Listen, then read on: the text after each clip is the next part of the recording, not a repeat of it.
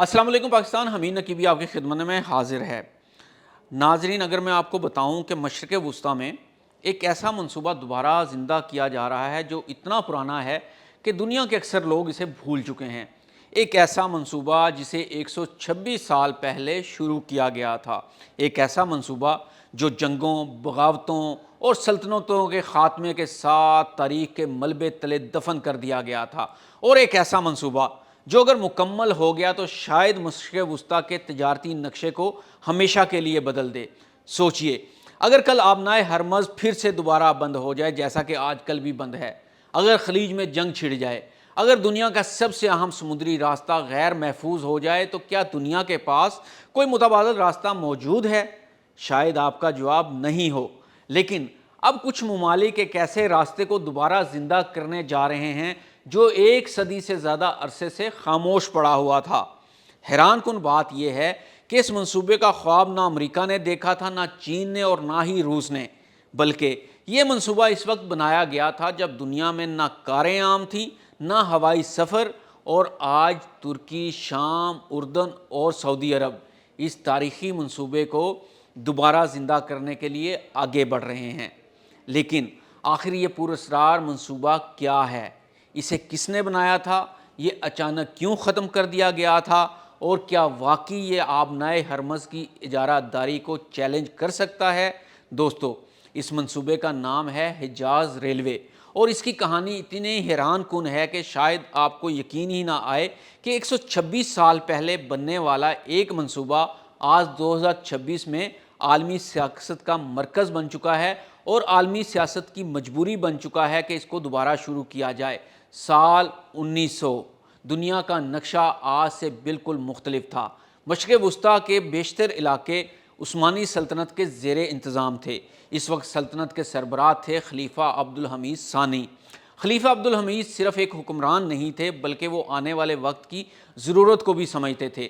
انہوں نے ایک ایسا منصوبہ شروع کیا جس کا مقصد صرف ریل چلانا نہیں تھا، بلکہ پورے خطے کو ایک دوسرے سے جوڑنا تھا۔ یہ منصوبہ دمشق سے مدینہ تک ریلوے بچھانے کا تھا، اور اصل خواب اس سے بھی بڑا تھا۔ خواب یہ تھا کہ ایک دن استنبول سے مکہ مکرمہ تک ریلوے رابطہ قائم ہو جائے۔ آج یہ سننے میں عام سا لگتا ہے، لیکن 1900 میں یہ تقریباً ناممکن تصور کیا جاتا تھا۔ سینکڑوں میل لمبا صحرا، انتہائی سخت موسم، محدود ٹیکنالوجی اور مالی مشکلات، لیکن اس کے باوجود منصوبہ شروع کیا گیا۔ اب یہاں ایک بہت دلچسپ بات آتی ہے۔ حجاز ریلوے صرف عثمانی حکومت کا منصوبہ نہیں تھا، اس کے لیے دنیا بھر کے مسلمانوں سے چندہ اکٹھا کیا گیا۔ برصغیر کے مسلمانوں نے بھی مالی مدد کی، یعنی موجودہ پاکستان، بھارت اور بنگلہ دیش کے علاقوں سے بھی لوگ اس منصوبے میں حصہ دار بنے۔ یہ اپنے وقت کا شاید پہلا ایسا انفراسٹرکچر منصوبہ تھا جسے پوری مسلم دنیا کی حمایت حاصل تھی۔ لیکن سوال یہ ہے، آخر خلیفہ عبدالحمید اس منصوبے پر اتنا زور کیوں دے رہے تھے؟ اس کی 3 بڑی وجوہات تھیں۔ پہلی وجہ تھی حجاج کرام کی سہولت۔ اس وقت مکہ اور مدینہ کا سفر کئی ہفتے لیتا تھا، راستے خطرناک تھے، بیماریاں عام تھیں، اور ہزاروں لوگ سفر کے دوران مشکلات کا شکار ہو جاتے تھے۔ ریلوے نے اس سفر کو کئی گنا آسان بنا دینا تھا۔ دوسری وجہ تھی سیاسی اتحاد۔ خلیفہ چاہتے تھے کہ سلطنت کے دور دراز علاقوں کو مرکزی حکومت سے جوڑا جائے۔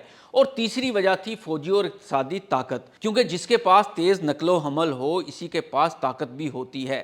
لیکن پھر ایسا کیا ہوا کہ یہ عظیم منصوبہ دفن کر دیا گیا؟ یہاں کہانی میں ڈرامائی موڑ آتا ہے۔ 1914 میں پہلی جنگ عظیم شروع ہو گئی، پھر 1916 میں عرب بغاوت پھوٹ پڑی۔ حجاز ریلوے دشمنوں کا اہم ہدف بن گیا، پٹریاں اڑائی گئیں، پل تباہ کیے گئے، ٹرینوں پر حملے کیے گئے، اور جنگ ختم ہوتے ہی عثمانی سلطنت بھی ختم ہو گئی۔ اور یہ بھی کہا جاتا ہے کہ یہ منصوبہ دشمن کو اتنا کھٹکا اور وہ اس سے اتنے خوفزدہ ہوئے کہ انہوں نے سلطان عبدالحمید کو قتل کر دیا۔ یعنی اس منصوبے کی وجہ سے سلطان عبدالحمید قتل ہوئے۔ سلطنت ختم ہوئی تو اس کے منصوبے بھی بکھر گئے۔ شام الگ ہو گیا، اردن الگ ہو گیا، سعودی عرب الگ ہو گیا، اور حجاز ریلوے مختلف ملکوں میں تقسیم ہو کر غیر فعال ہو گئی۔ یوں ایک عظیم خواب تاریخ میں دفن ہو گیا۔ کم از کم دنیا یہی سمجھتی رہی۔ لیکن اب 100 سال سے زیادہ عرصہ کے بعد یہ خواب دوبارہ زندہ ہو رہا ہے۔ حالیہ برسوں میں ترکی، شام، اردن اور سعودی عرب کے درمیان اس تاریخی ریلوے نیٹ ورک کو جدید شکل میں بحال کرنے پر بات چیت تیز ہوئی ہے، اور یہی وہ مقام ہے جہاں یہ کہانی انتہائی دلچسپ ہو جاتی ہے، کیونکہ اصل مقصد صرف ایک ریلوے لائن کو بحال کرنا نہیں بلکہ ایک نیا تجارتی کوریڈور بنانا ہے۔ اب ذرا نقشہ ذہن میں لائیں۔ ایک طرف یورپ موجود ہے، یورپ سے ترکی جڑا ہوا ہے، ترکی شام سے جڑ سکتا ہے، شام اردن سے جڑ سکتا ہے، اور اردن سعودی عرب سے، یعنی پہلی بار یورپ سے خلیج تک ایک مسلسل زمینی راستہ بن سکتا ہے۔ اور یہی وہ نقطہ ہے جس نے دنیا کی توجہ حاصل کر لی ہے، کیونکہ آج مشرق وسطیٰ کی تجارت کا بڑا حصہ آبنائے ہرمز سے گزرتا ہے۔ اگر آبنائے ہرمز بحران آ جائے، تیل کی قیمتیں ہل جاتی ہیں، عالمی مارکیٹ پریشان ہو جاتی ہے اور دنیا کو متبادل راستے تلاش کرنا پڑتے ہیں۔ یہی وجہ ہے کہ بعض تجزیہ کار اس منصوبے کو ہرمز کی اجارہ داری کے خلاف ایک چیلنج قرار دے رہے ہیں۔ یہ ریلوے لائن ہرمز پر مکمل انحصار کم کر سکتی ہے، اور یہی اصل گیم چینجر ہے، کیونکہ اگر ایک راستہ بند ہو جائے تو دوسرا راستہ موجود ہوگا۔ اب آئیے دیکھتے ہیں کہ کون فائدہ اٹھائے گا۔ سعودی عرب شاید سب سے زیادہ فائدہ حاصل کرے، کیونکہ وہ خود کو دنیا کا لاجسٹک ہب بنانا چاہتا ہے۔ ترکی یورپ اور مشرق وسطیٰ کے درمیان پل بن سکتا ہے۔ شام جنگ کے بعد پہلی بار بڑے پیمانے پر تجارتی سرگرمیوں سے فائدہ اٹھا سکتا ہے۔ اردن ٹرانزٹ اور لاجسٹک کا اہم مرکز بن سکتا ہے، اور یورپ خلیج کے ساتھ ایک اضافی زمینی رابطہ حاصل کر سکتا ہے۔ اور اب آتے ہیں پاکستان پر۔ یہ وہ حصہ ہے جس میں بہت کم لوگ بات کر رہے ہیں۔ بظاہر پاکستان اس منصوبے میں شامل نہیں لگتا، لیکن اگر مستقبل میں خلیجی ریلوے نیٹ ورک سعودی عرب سے آگے بڑھتا ہے، اور اگر گوادر، خلیج اور سی پیک کے درمیان رابطے مضبوط ہوتے ہیں، تو یہ حیران کن منظرنامہ سامنے آ سکتا ہے۔ چین، پاکستان، خلیج، سعودی عرب، ترکی اور یورپ، یہ ایک بڑی تجارتی زنجیر میں تبدیل ہو سکتے ہیں۔ اگرچہ یہ ابھی مستقبل کا امکان ہے، لیکن جغرافیہ ہمیں بتاتا ہے کہ اسے مکمل طور پر نظر انداز نہیں کیا جا سکتا۔ اب سب سے بڑا سوال، کیا خلیفہ عبدالحمید کا 126 سال پرانا خواب واقعی حقیقت بننے جا رہا ہے؟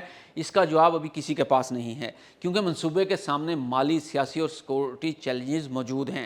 لیکن ایک حقیقت واضح ہے، جب ایک صدی سے زیادہ پرانا منصوبہ دوبارہ عالمی طاقتوں کی توجہ حاصل کر لے تو اس کا مطلب ہے کہ دنیا کا تجارتی نقشہ تبدیل ہو رہا ہے، اور شاید آنے والے برسوں میں ہم ایک ایسی دنیا دیکھیں گے جہاں آبنائے ہرمز اب بھی اہم ہو لیکن واحد راستہ نہ ہو، جہاں سمندر کے ساتھ ریلوے لائنیں بھی عالمی تجارت کی نئی شہرک بن چکی ہوں، اور جہاں ایک بھولا ہوا عثمانی منصوبہ مشرق وسطیٰ کے مستقبل کا تعین کر رہا ہو۔ ناظرین، اب سوال آپ سے ہے، کیا یہ واقعی مشرق وسطیٰ کا اگلا معاشی انقلاب بن سکتا ہے، یا پھر یہ بھی تاریخ کے کئی دوسرے عظیم خوابوں کی طرح ادھورا رہ جائے گا؟ اپنی رائے کمنٹ سیکشن میں ضرور دیجیے گا۔ حمید نقیبی کو اجازت دیں۔ اللہ حافظ۔